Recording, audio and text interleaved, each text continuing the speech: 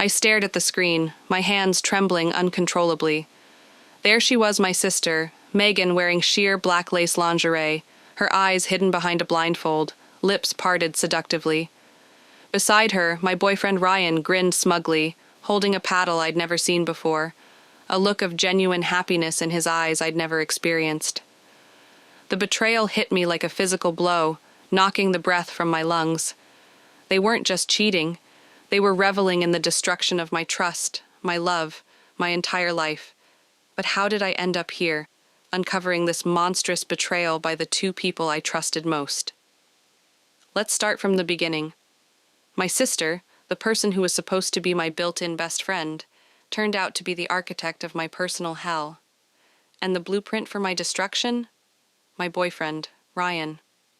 It sounds like the title of a trashy daytime talk show, I know. But when the foundations of your life are systematically dismantled by the two people you trust most, trashy doesn't even begin to cover the wreckage they leave behind. It didn't start with a bang. It started with whispers, with stolen glances, with the kind of subtle shifts in the atmosphere that you feel in your bones before your brain can even process them. For 2 years, Ryan was my everything. He wasn't just a boyfriend. He was my partner, my confidant, my future. We had the kind of love that felt tangible, something you could hold in your hands. He was the only man who had ever truly seen me, who had peeled back my layers with a patience that was both thrilling and terrifying. Our nights were a universe unto themselves, a tangle of limbs and laughter under the soft glow of the moon filtering through our bedroom window. I remember one night, early on, we'd spent hours just talking, the conversation weaving from silly childhood memories to our deepest fears. His fingers traced the line of my spine, sending shivers across my skin.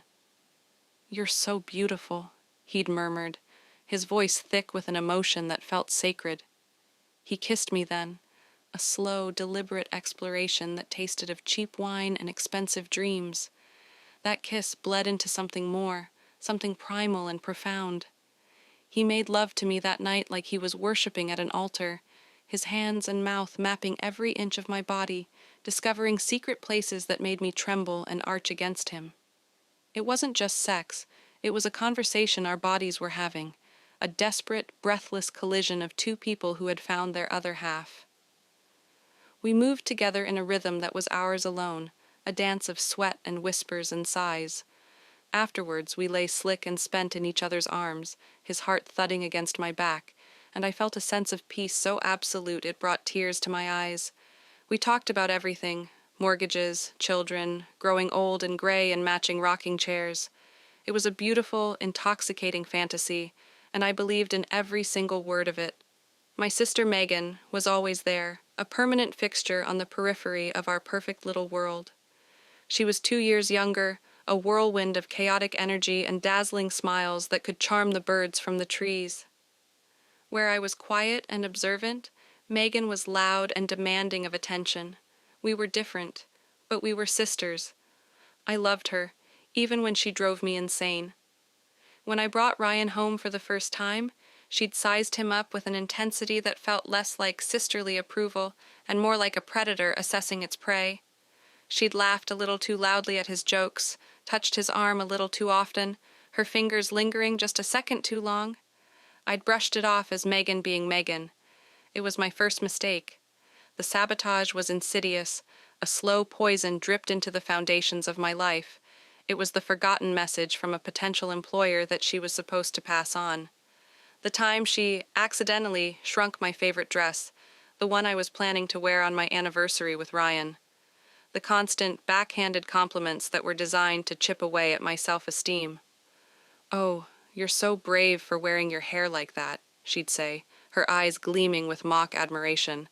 I could never pull it off. Each incident was small enough to be deniable, to make me feel crazy for even questioning it. Ryan, my sweet, devoted Ryan, was her primary tool. She started by positioning herself as his friend, his confidant.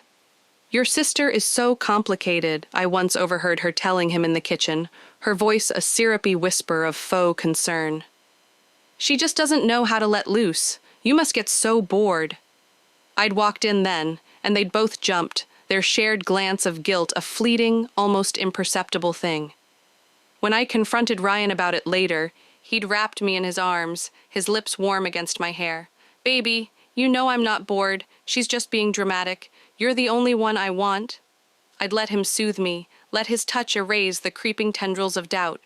It was easier than confronting the ugly truth that was beginning to fester in the pit of my stomach.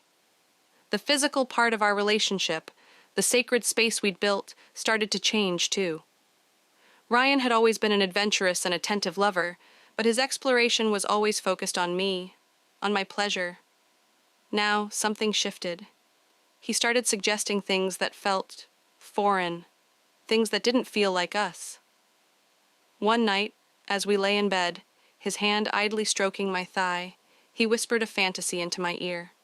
His voice was thick with a desire that felt unfamiliar, almost rehearsed. He described a scenario involving a blindfold, a role play where I was a stranger he'd picked up at a bar, and a level of explicitness that was completely out of character for the tender intimacy we shared. He wanted to tie my hands, to hear me beg. When I hesitated, a flicker of disappointment crossed his face. "It's just for fun, babe," he'd murmured. But the pressure was there, a subtle weight in the space between us. "It's good to try new things, right? Megan was telling me about this article she read, about couples keeping things exciting." Megan. Of course. It was always Megan. My stomach twisted. The thought of her name in our bed in this most intimate of moments felt like a violation. I tried to explain that our connection wasn't something that needed manufactured excitement, that the thrill for me was in the reality of him, of us. But he seemed distant, his mind already sold on a script I had no interest in reading. "Just think about it," he'd said, rolling away from me. The space between us in the bed that night felt like a chasm. The hook was baited. The trap was set. All that was left was for me to walk into it. The confirmation didn't come from a lipstick-stained collar or a suspicious text message. It came from a place far more intimate, far more violating. Ryan had an old laptop he used for gaming, a clunky thing he rarely touched anymore. One Saturday, while cleaning out the spare room, I decided to see if it was worth selling. I powered it on, and to my surprise, his email was still logged in. I wasn't looking for anything, I swear. But a single unread email from a name I didn't recognize caught my eye. The subject line was just a series of question marks. My hand trembled as I clicked on it.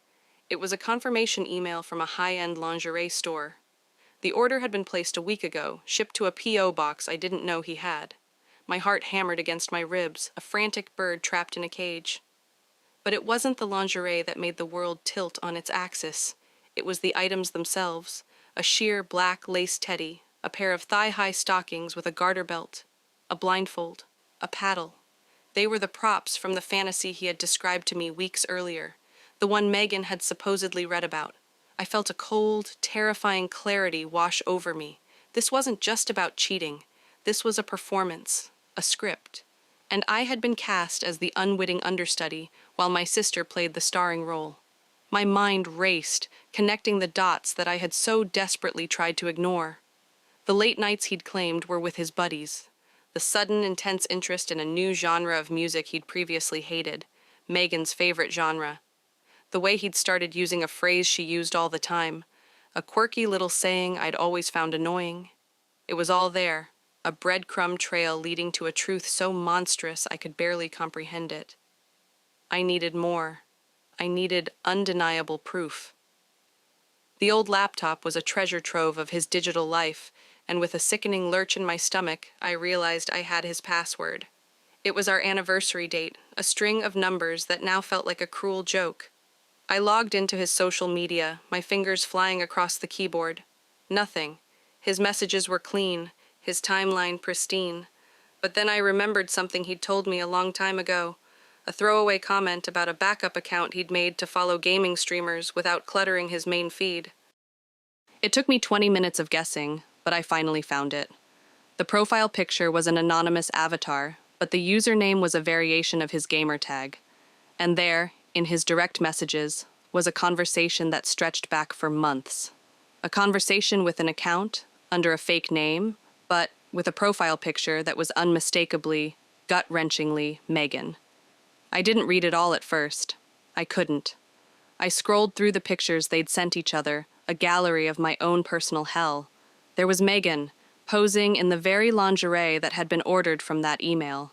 She was in a hotel room I didn't recognize, her body contorted into a pose that was both seductive and mocking. In one, she was wearing the blindfold, her lips parted in a silent invitation. In another, she held the paddle, a wicked grin on her face. She was wearing my favorite necklace in one of the photos, a gift from my grandmother. The violation of it stole the air from my lungs. There were pictures of Ryan, too, selfies of him smiling, a look in his eyes I hadn't seen in months, a look of genuine, unadulterated happiness. There was a picture of them together, their faces pressed close, Megan's hand splayed across his chest. They looked so natural, so right, like they were the real couple, and I was just the inconvenient obstacle in their way. I finally forced myself to read the messages. It was worse than the pictures. It was a detailed, blow-by-blow account of their deception. They talked about me constantly, dissecting my every move, my every word. They called me the warden, the ball and chain. They laughed about how easy it was to lie to me, how I believed every word they said. "She's so predictable," one of Megan's messages read. "I told you she'd hate that idea. She has no imagination, not like you and me." Ryan's reply came a minute later. "I know. Sometimes I feel like I'm suffocating. Being with you is like coming up for air. You have no idea what it's like to be with someone so vanilla." Vanilla. The word echoed in the silent room. All those nights I thought we were making love, sharing something sacred. He'd seen me as plain, boring, vanilla. I felt a wave of nausea so intense I had to run to the bathroom, my body convulsing as I retched into the toilet. The sobs came then, violent, body-racking things that tore through me until I was empty and raw. It wasn't just a betrayal, it was a conspiracy. My sister hadn't just stolen my boyfriend, she had poisoned him against me, carefully, methodically, turning him into a weapon to be used for my destruction. But the worst was yet to come. As I scrolled further back to the beginning of their illicit conversation, I found the genesis of their affair.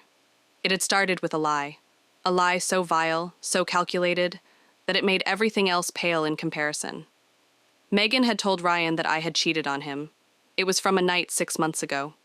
I had gone out with my girlfriends, a rare night of dancing and cocktails. I'd come home late, happy, and a little drunk, and fallen into bed beside him. According to Megan's fabricated story, I had met someone at the bar. I had gone back to his apartment. She'd even created a fake text conversation, a series of screenshots she'd sent to Ryan as proof. It was a masterpiece of deception, a work of art, from a true sociopath. "I'm so sorry, Ryan," her message read, a masterclass in feigned sympathy. "I saw her. I didn't want to believe it. But I can't let you be made a fool of. You deserve so much better." His replies were a string of heartbroken, angry messages. He'd believed her, instantly, without a single question. He hadn't confronted me, hadn't asked for my side of the story. He had just let her lie fester inside him, a poison that had turned his love for me into resentment and contempt. Her betrayal had given him the justification he needed to start his own. It was a sick, twisted form of revenge for a crime I had never even committed. I sat there, on the cold bathroom floor, the laptop screen casting a ghostly glow on my tear-streaked face. The entire narrative of my life had been rewritten. My relationship, my family, my own perception of reality, it was all a lie. I wasn't the cherished girlfriend, I was the cheating villain. I wasn't the beloved sister, I was the obstacle to be removed. A cold, hard rage began to build in the ruins of my heartbreak. They had underestimated me. They had counted on me being the quiet, predictable girl they had painted me as. They thought they could break me, discard me, and build their perfect life on the ashes of mine. They were wrong. I spent the next 2 days in a fugue state, going through the motions of my life while a storm raged inside me. I was polite to Ryan, even managed a smile when he kissed me goodbye in the morning.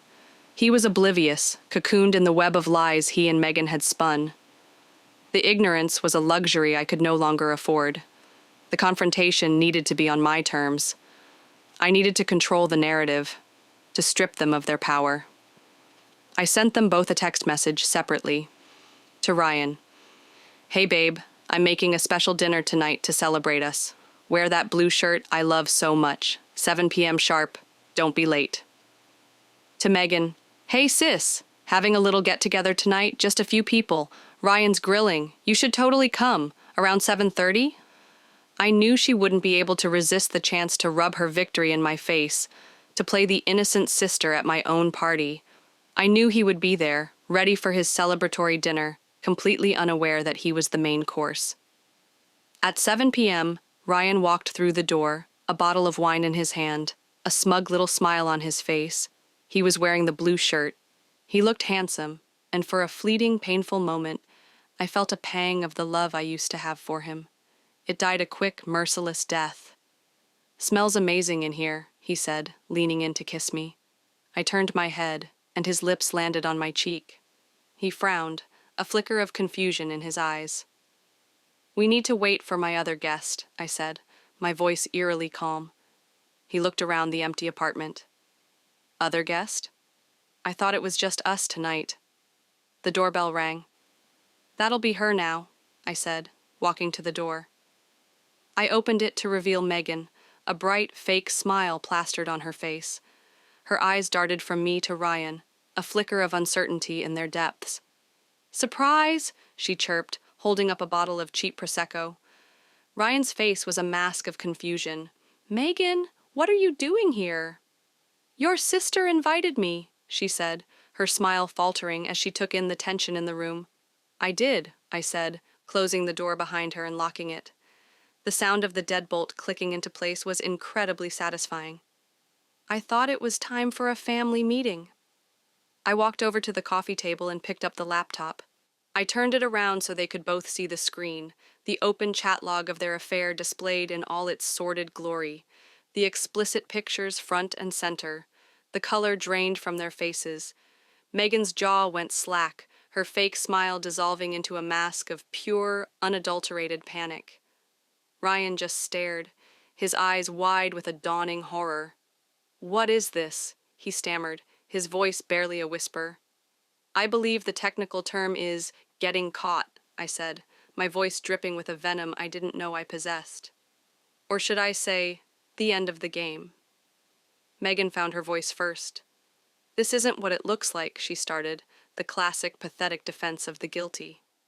"Oh, isn't it?" I replied, my voice rising. "It looks like my sister and my boyfriend have been carrying on an affair behind my back for months. It looks like you've been sending each other naked pictures. It looks like you've been systematically dismantling my life for your own sick pleasure. It looks like you've been using my home, our bed, as your playground. Am I getting warm?" Ryan just stood there, speechless. He looked at Megan, then at me, then back at the screen, as if hoping it would all just disappear.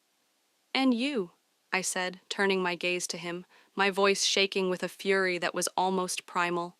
"You believed her. You believed every single lie she fed you. Did you ever once stop to think for yourself? Did you ever once consider that the woman you claim to love might not be the monster your girlfriend's sister was painting her as?"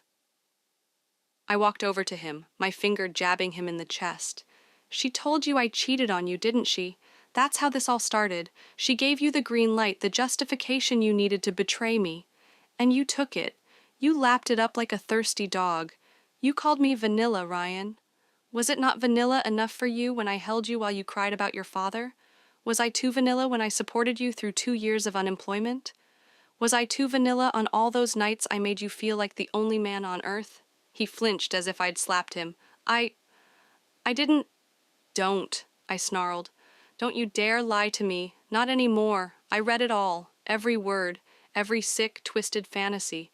Every joke you made at my expense." I turned to Megan, who was now openly crying, a pathetic, sniveling mess. And you, my own sister, you were so jealous, so desperate for a life that wasn't yours, that you decided to steal mine. You didn't just want my boyfriend. You wanted to be me. You wore my necklace for God's sake. How twisted do you have to be? The room was silent, save for Megan's choked sobs. I felt a strange sense of detachment, as if I was watching a scene from a movie. This wasn't my life. These weren't the people I loved. They were strangers, villains in a story I was only now beginning to understand. I want you both out, I said, my voice flat and cold. Now. Ryan finally seemed to snap out of his stupor. Wait, he said, taking a step towards me. We can talk about this. I can explain. Explain what? I laughed, a harsh, broken sound. Explain how you let my sister manipulate you into believing I was a cheater? Explain how you chose to believe her over me, without a single shred of real evidence? There's nothing to explain. You made your choice. Now you get to live with it. But I love you, he whispered, his eyes pleading. The words, which once had the power to move mountains, now meant nothing. They were just empty sounds, hollowed out by his deceit. No, you don't, I said, my voice softening for a moment, not with pity, but with a sad, final clarity. You love the idea of me, the version of me that was easy, that didn't challenge you, the version of me that my sister told you I was. You don't know the first thing about love. I unlocked the door and held it open. Get out. Megan scurried out first, not even looking at me, her face buried in her hands. Ryan hesitated, his eyes still fixed on me, searching for a glimmer of the girl he had thrown away. He found nothing. He walked out, his shoulders slumped in defeat, and I slammed the door behind him. The silence that followed was deafening. I stood in the middle of my apartment, the smell of the uneaten dinner hanging in the air, a phantom of the life I was supposed to have. I didn't cry. I had already shed all the tears I had for them. All I felt was a vast, empty space where my heart used to be. The days that followed were a blur of logistics and pain. I changed the locks. I packed up every single thing that reminded me of him, of them, and donated it to charity. I blocked their numbers, their social media accounts, creating a digital fortress around my shattered life. I went to work, I ate, I slept, I functioned. But I was a ghost, haunting the ruins of my own existence. The hardest part was the quiet.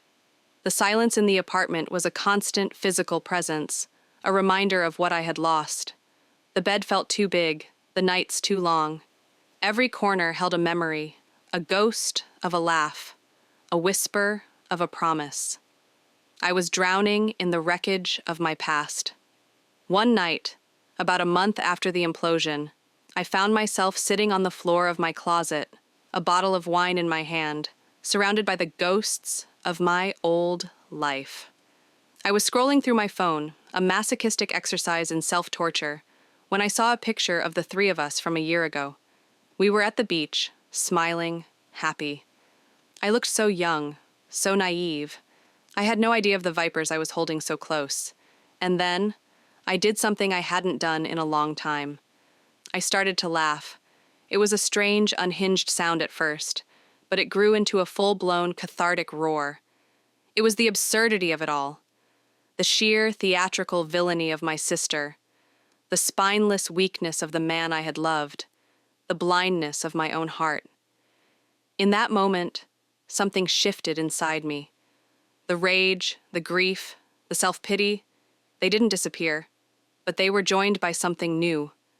A spark, a tiny flickering ember of something that felt like freedom. I had been living a lie for years, a beautiful, comfortable lie, but a lie nonetheless. I had built my identity around being Ryan's girlfriend, Megan's sister. Now, with those pillars gone, I was forced to stand on my own. And it was terrifying. But it was also liberating. I started to rebuild. Slowly, painfully. I reconnected with old friends, the ones who had been pushed to the sidelines by my all-consuming relationship. I threw myself into my work, finding a passion and a purpose that had nothing to do with a man. I started doing things for myself, things I had always wanted to do but had never made time for. I took a pottery class. I started hiking. I learned how to cook a perfect steak, just for me. I also started writing. I wrote it all down. Every painful, ugly detail. The whispers, the lies, the betrayal, the confrontation, the silence. I poured all of my pain and rage onto the page, and with every word, I felt a little bit of the weight lift. It's been a year now. I'm not the same person I was. That girl is gone, burned away in the fire of her own life. The woman who emerged from the ashes is stronger, harder, but also more authentic. I have scars. I have trust issues. I still have nights where the ghosts of the past come to visit. But I am no longer their victim. I heard through the grapevine that Ryan and Megan didn't last. Their relationship, built on a foundation of lies and deceit, crumbled under the weight of their own toxicity. Apparently, once the thrill of the chase was over, they discovered they didn't actually like each other very much.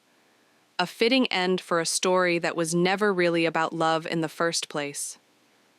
I don't know if I'll ever be able to trust someone completely again. I don't know if I'll ever fall in love with that same reckless abandon. But I know that I am whole on my own. I am not defined by the people who tried to break me. I am defined by the fact that they failed. My sister didn't ruin my life. She gave me a new one. A life that is messy and complicated and sometimes lonely. But it is mine. And for the first time in a very long time, that feels like more than enough.